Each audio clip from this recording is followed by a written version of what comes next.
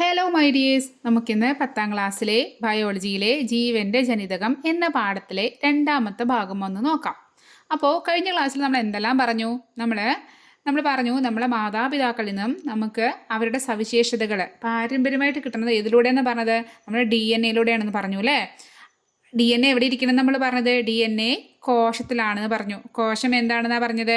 എല്ലാ വസ്തുക്കളും, അത് ചെടികളോ മരങ്ങളോ മൃഗങ്ങളോ മനുഷ്യന്മാരോ ആരോ ആയിക്കോട്ടെ, എല്ലാം ഉണ്ടാക്കിയിരിക്കുന്നത്, എല്ലാവരുടെ ശരീരവും എല്ലാവരുടെ ബോഡി ഉണ്ടാക്കിയിരിക്കുന്നത് എന്തുകൊണ്ടാണെന്നാണ് പറഞ്ഞത്? അതിൽ കോശങ്ങൾ വെച്ചിട്ടാണ് ഉണ്ടാക്കിയെന്ന് പറഞ്ഞു അല്ലേ.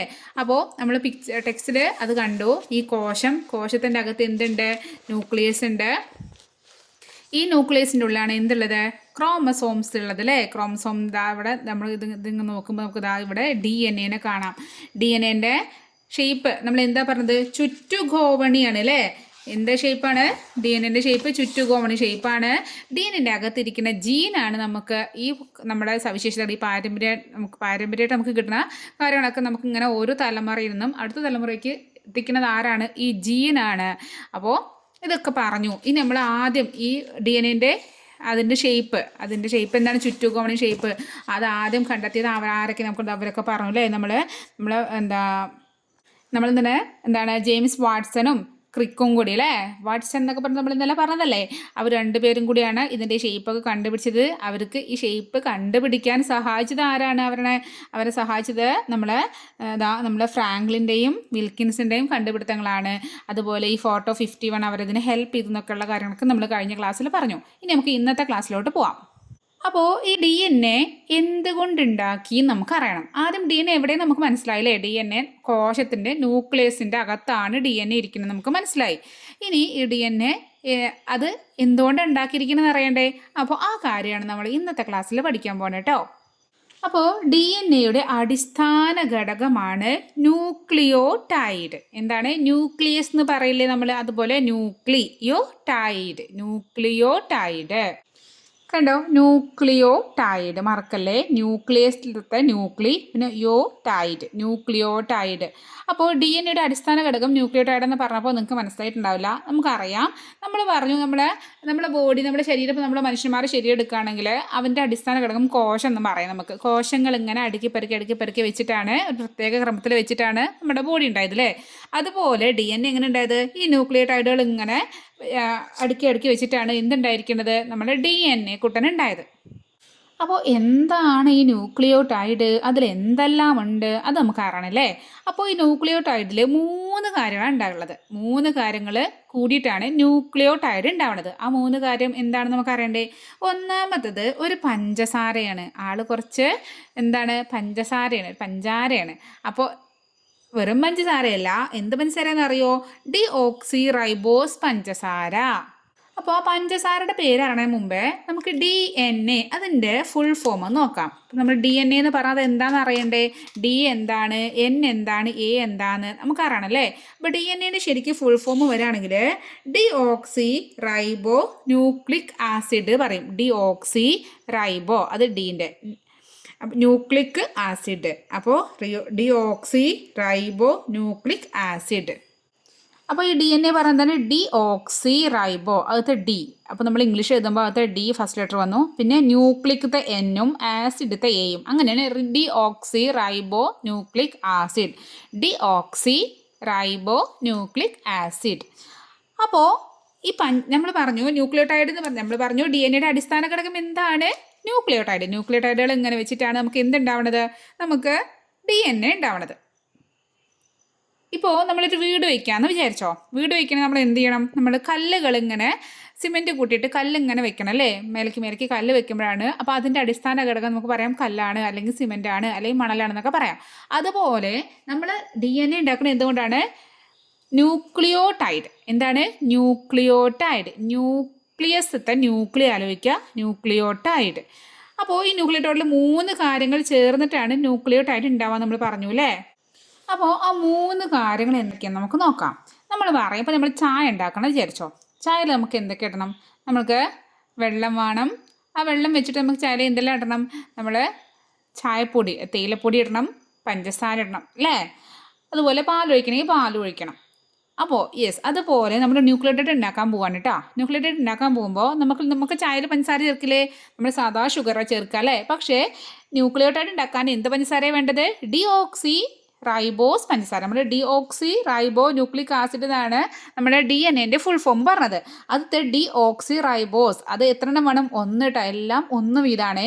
ഒരു ഡിയോക്സി റൈബോസ് പഞ്ചസാര ഇട്ടു, പാത്രത്തിലേക്ക് ഇട്ടു. അടുത്തത് ഒരു ഫോസ്ഫേറ്റ് ഗ്രൂപ്പിന് വേണം. എന്താണെന്നൊക്കെ കാര്യമായിട്ട് പറഞ്ഞു തരാം കേട്ടോ. ഇത് കഴിഞ്ഞിട്ട് ഒരു ഫോസ്ഫേറ്റ് ഗ്രൂപ്പ് ഇട്ടു, ഒരു നൈട്രജൻ ബേസും കൂടി ഇട്ടു.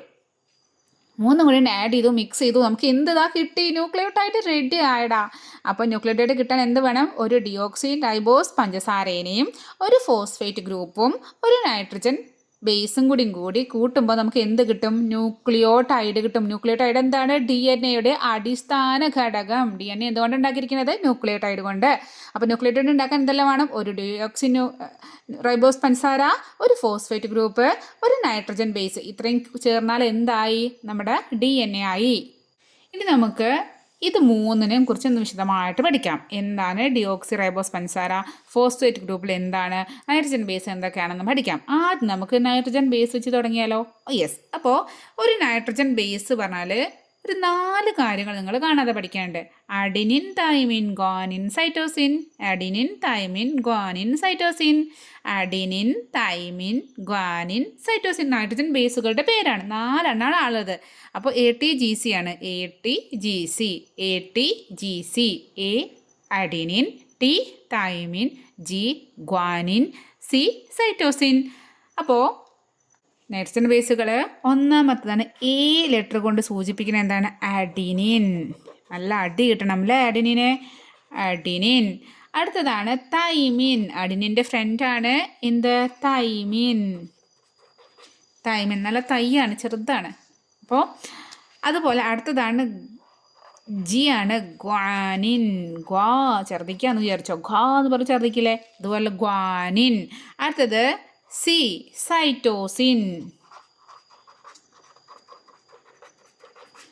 സൈറ്റ് അടിക്കാൻ നല്ല മിടുക്കാനാണ് സൈറ്റോസിൻ.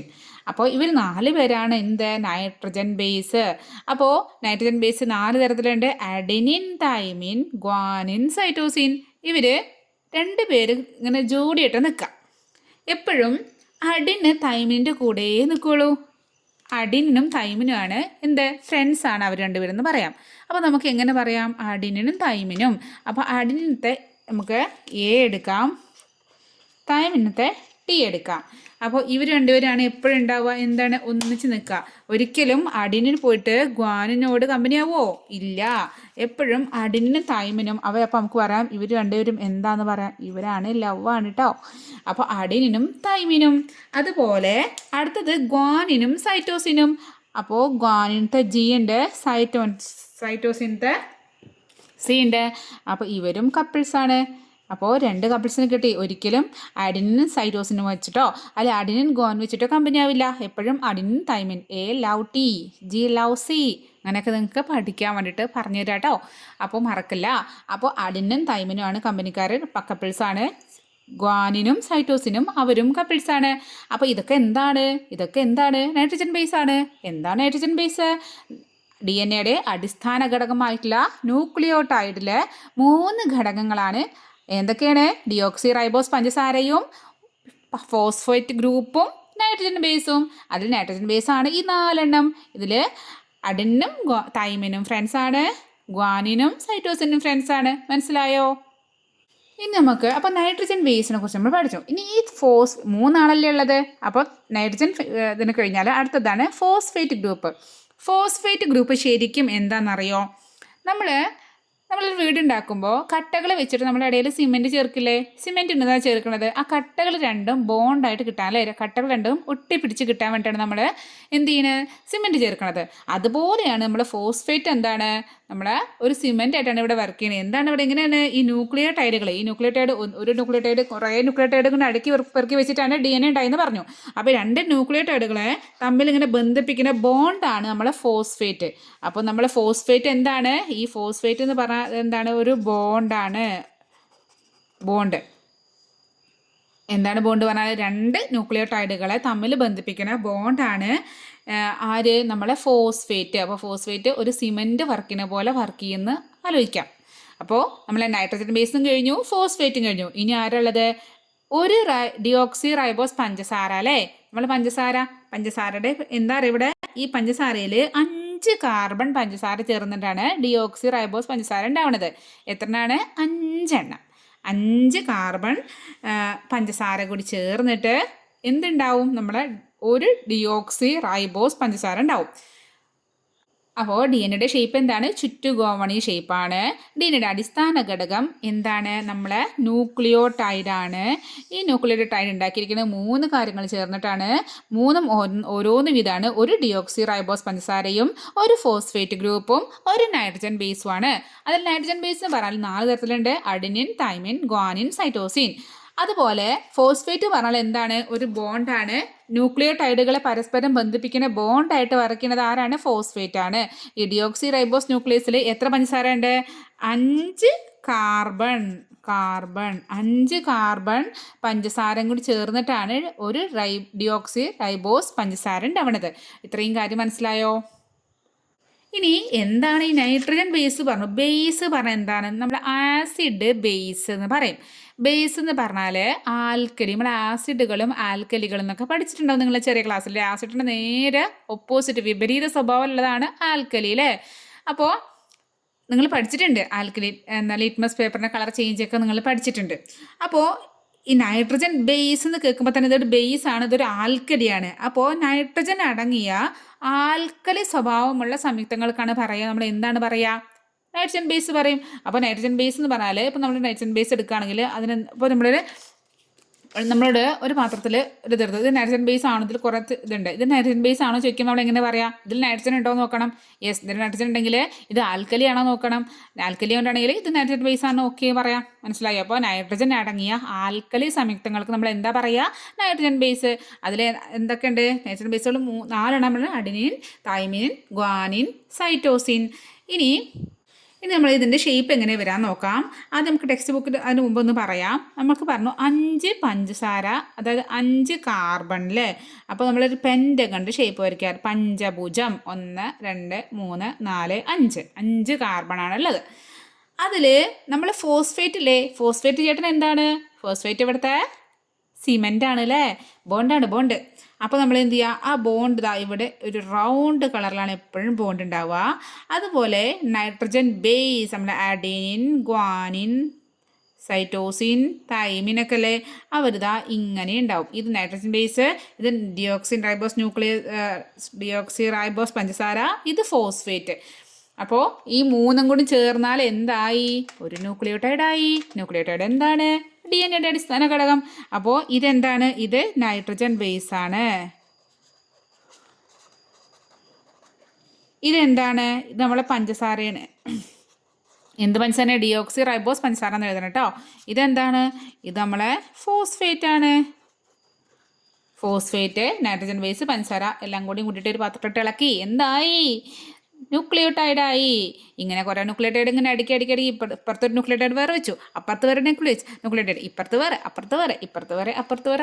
ഇപ്പുറത്ത് വേറെ അങ്ങനെ നിറയാണ് വയ്ക്കുമ്പോൾ എന്താവും? ഡി എൻ എ ആയി. അങ്ങനെ അപ്പുറത്തൊക്കെ വെച്ചാൽ ഡി എൻ എനെ നമുക്കൊന്ന് കാണാം. നമ്മുടെ ടെക്സ്റ്റ് ബുക്കിൽ വളരെ വൃത്തിയിൽ കൊടുത്തിട്ടുണ്ട്. ഇതാ നമ്മൾ വരച്ച ഇതെന്താണ്? ഈ നീല കളറിൽ കാണിച്ചതാണ് നമ്മുടെ 5 കാർബൺ അടങ്ങിയ നമ്മുടെ ഡിയോക്സി റൈബോസ് പഞ്ചസാര. ഇതെന്താണ്? ഈ മഞ്ഞ കളറിൽ കാണിച്ചത് എന്താണ്? നമ്മളെ ബോണ്ട് എന്താണ്? സിമെന്റ് എന്താണ്? നമ്മുടെ ഫോസ്ഫേറ്റ്. ഇതെന്താണ്? GCAT എന്നൊക്കെ ഉണ്ട്. ഞാൻ പറഞ്ഞു എപ്പോഴും ഗ്വാനിനും സൈറ്റോസിനാണ് കപ്പിൾസ്, അഡിനും തൈമിനും കപ്പിൾസ്. ഇവരൊരിക്കലും മാറി അങ്ങോട്ടാവില്ല. അപ്പോൾ ഇത്രയും ചെറുതാണ്. ഇതിങ്ങനെ ചങ്ങല പോലെ ഇങ്ങനെ കോർത്ത് ഇണക്കിയിട്ട് നമുക്ക് എന്ത് കിട്ടും? നമുക്ക് ഈ ഒരു ഡി എൻ എ കിട്ടും. ഡി എൻ എയുടെ എന്താണ്? ചുറ്റുഗോവണി ഷേപ്പാണ്. പഞ്ചസാരയും ഫോസ്ഫേറ്റും ചേർന്നിട്ടുണ്ട്. എന്താ ഉണ്ടാവണം? ഇതിൻ്റെ ഇഴകൾ എന്ന് പറഞ്ഞ് നോക്കുക. ഇങ്ങനെയുള്ള സംഭവം റിബൺ പോലെ കണ്ടോ ഇങ്ങനെ ഇഴകൾ.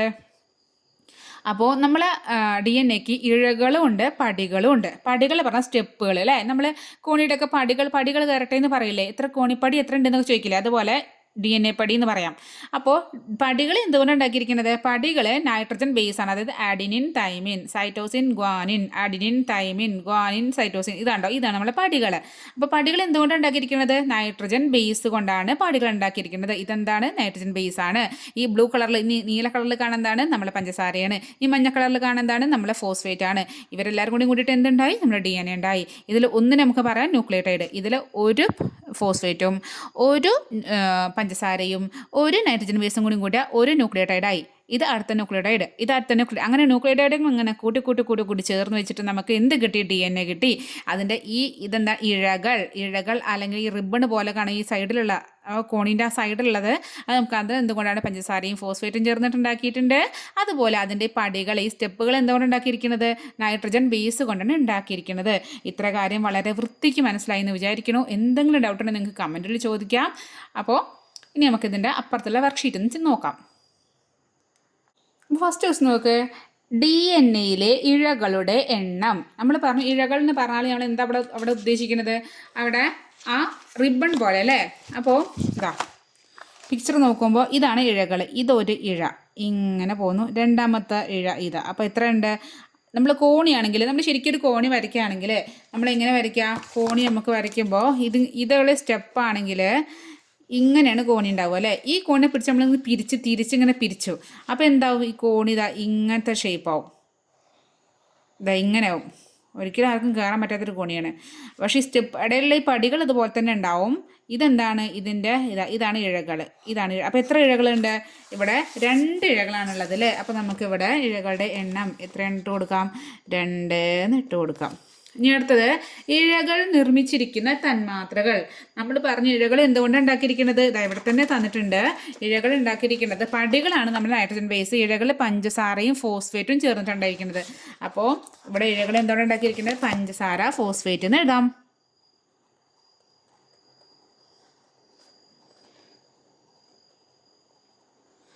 അടുത്തത് പടികൾ നിർമ്മിച്ചിരിക്കുന്ന തന്മാത്രകൾ. പടികൾ നമ്മൾ പറഞ്ഞ സ്റ്റെപ്പുകൾ എന്തുകൊണ്ടാണ്? നൈട്രജൻ ബേസ് ആണ് അല്ലേ?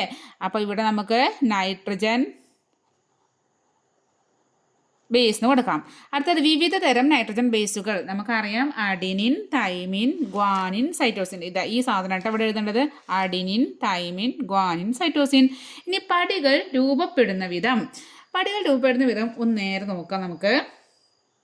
നമ്മൾ പറഞ്ഞ് ആരെല്ലാണ് കപ്പിൾസ് നമ്മൾ പറഞ്ഞത്?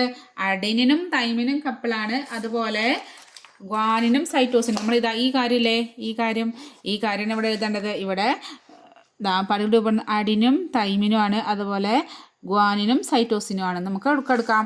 അടുത്തത് നൈട്രജൻ ബേസുകൾ ജോഡി ചേരുന്ന വിധം. എങ്ങനെയാണ് ജോഡി ചേരുക? അപ്പോൾ അത് നിങ്ങൾ ശ്രദ്ധിച്ചെന്നറിയില്ല. നമ്മൾ പിക്ചർ നേരെ നോക്കുക കേട്ടോ. ഇവിടെ നോക്ക്, ഗ്വാനിനും സൈറ്റോസിനും. ഇവിടെ നോക്ക്, നിങ്ങൾ ദ്വിബന്ധനം എന്നൊക്കെ നമ്മളെ ഓർഗാനിക് കെമിസ്ട്രിയിൽ രസതന്ത്രത്തിൽ നമ്മൾ കഴിഞ്ഞ വർഷം പഠിച്ചിട്ടുണ്ട്. നമ്മൾ ഈ വർഷം നമുക്ക് പഠിക്കാണ്ടാവും. അപ്പോൾ നമുക്ക് അവിടെ ഒന്നും കൂടി പറയാം. ഇതാ നോക്ക്, ഇവിടെ 3 വരകളുണ്ട് അല്ലേ? ഇതിൻ്റെ ഇടയിൽ ഗ്വാനിൻ്റെയും സൈറ്റോസിൻ്റെ ഇടയിൽ 3 വരകളുണ്ട്. പക്ഷേ അഡിനിൻ്റെയും തൈമിൻ്റെ ഇടയിൽ നോക്കുക, കുഞ്ഞു വരകൾ എത്ര ഉണ്ട്? 2 എണ്ണേ ഉള്ളൂ. നിങ്ങൾ ടെക്സ്റ്റ് എടുത്ത് നേരെ നോക്കാം കേട്ടോ, ഇതിൽ കാണില്ലെങ്കിൽ. അപ്പോൾ ഗ്വാനിനും സൈറ്റോസിനും കുറച്ച് സ്ട്രോങ് ആണ്. അവരുടെ ബോണ്ട് എത്രയാണ്? കുറച്ച് സ്ട്രോങ് ആണ്. അവർ നല്ല നല്ല സ്നേഹത്തിലാണ് വരിക്കാം. ഒരിക്കലും ബ്രേക്കപ്പ് ആവില്ല. ആരൊക്കെ? ഗ്വാനിനും സൈറ്റോസിനും. പക്ഷേ ഇവിടെ നോക്ക്, ഇവിടെ ആകെ 2 ഇതേ ഉള്ളൂ അല്ലേ? അപ്പോൾ നമുക്ക് പറയാം ഇവർ ഇത്രക്ക് തന്നെ അല്ല എന്ന് പറയാം. ജസ്റ്റ് നിങ്ങൾക്ക് മനസ്സിലാക്കാൻ വേണ്ടി പറയാം കേട്ടോ. അപ്പോൾ നമുക്ക് പറയാം, ഇവിടെ നല്ല സ്ട്രോങ് ബോണ്ട് ആരൊക്കെയാണുള്ളത്? നമ്മൾ ഗ്വാനിനും സൈറ്റോസിനും. അപ്പോൾ അവരുടെ ബോണ്ട് എങ്ങനെയുള്ളത് നമുക്കിവിടെ വരയ്ക്കാം.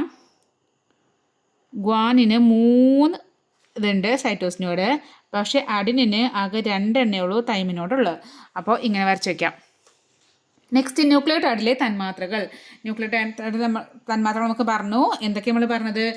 നമ്മൾ പറഞ്ഞു ഒരു ഡിയോക്സി റൈബോസ് പഞ്ചസാര, ഒരു ഫോസ്ഫേറ്റ് ഗ്രൂപ്പ്, ഒരു നൈട്രജൻ ബേസ്. ഇത് 3 കൂടി പ്ലസ് ഇത് 3 കൂടി ചേർന്നാൽ ന്യൂക്ലിയോടൈഡ്. ന്യൂക്ലിയോടൈഡ് എന്താണ്? DNA അടിസ്ഥാന ഘടകം. അപ്പോൾ ഈ ന്യൂക്ലിയോടൈഡുകൾ കുറേ കൂട്ടി വയ്ക്കുമ്പോൾ നമുക്ക് DNA കിട്ടും. DNAയുടെ ഷേപ്പ് എന്താണ്? നമ്മുടെ ചുറ്റുകോണി ഷേപ്പ്. അപ്പോൾ ഇത്രയും കാര്യം നിങ്ങൾക്ക് മനസ്സിലായോ? എന്തെങ്കിലും ഡൗട്ട് ഉണ്ടെങ്കിൽ ചോദിക്കണേ. പുതിയ പുതിയ പേരുകളാണ് ഒക്കെ. ന്യൂക്ലിയോടൈഡ്, ഡിയോക്സിറൈബോസ് പഞ്ചസാരയും അങ്ങനെ അഡിനിന്, തൈമിന്, ഗ്വാനിന്, സൈറ്റോസിന് എല്ലാം നമുക്ക് ന്യൂ വേർഡ്സ് ആണെന്ന് പറയാം അല്ലേ? പക്ഷേ ഇതൊക്കെ നമ്മൾ എന്താണ് നമുക്ക് മെരുക്കി എടുക്കും നമ്മൾ. അപ്പോൾ മനസ്സിലായിട്ട് നിങ്ങൾക്ക് ധൈര്യമായിട്ട് പറയാം. ഒന്നുകൂടി ഞാൻ മനസ്സിലാക്കി തരും. അപ്പോൾ മനസ്സിലായെങ്കിൽ നിങ്ങൾ അതും പറയണം കേട്ടോ. ക്ലാസ് ഇഷ്ടപ്പെടുകയാണെങ്കിൽ പലരും എന്ത് ചെയ്യുന്നുണ്ട്, സബ്സ്ക്രൈബ് ചെയ്യാതെ കാണുന്ന കുറേ കുട്ടികളുണ്ട്. അപ്പോൾ ക്ലാസ് ഇഷ്ടപ്പെടുകയാണെങ്കിൽ ജസ്റ്റ് ഒന്ന് സബ്സ്ക്രൈബ് ബട്ടൺ പ്രസ് ചെയ്ത് നമ്മളെ സപ്പോർട്ട് ചെയ്യില്ലേ നിങ്ങൾ? അപ്പോൾ അടുത്ത ക്ലാസ്സിൽ ബാക്കിയായിട്ട് നമുക്ക് കാണാം. Okay, by.